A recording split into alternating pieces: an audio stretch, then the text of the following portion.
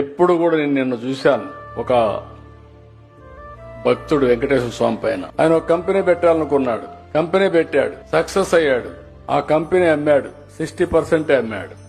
60% అమ్మితే 1.5 బిలియన్ అంటే సుమారు 6-7 వేల కోట్లు వచ్చింది. ఈ సంపద వెంకటేశ్వర స్వామి ఇచ్చాడు కాబట్టి ఆయనకి తిరిగి ఇవ్వాలని ఆ భక్తుడు నిర్ణయించుకొని 121 కేజీల బంగారం వెంకటేశ్వర స్వామికి ఇస్తున్నాడు. ఇప్పుడు ఆయన 121 కేజీలంటే దగ్గర 140 కోట్లు 150 కోట్లు.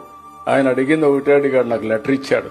సార్ నా పేరు మాత్రం చెప్పొద్దండి, చెప్తే మళ్ళా నాకు ఇది వస్తుంది, మీరు కావాలని చెప్పమని చెప్పాను. అంటే మీరు గుర్తుపెట్టుకోవాల్సింది ఆయనకు ఒక ఇంట్యూషన్. భగవంతుడు ఒక ఇంట్యూషన్ 121 కేజీలు ఇమ్మన్నాడు. కానీ వెంకటేశ్వర స్వామి రోజుకి 120 కేజీలు ఆభరణాలు ధరిస్తాడు. అంటే 120 కేజీలు అక్కడ ఆభరణాలు ధరిస్తాడు.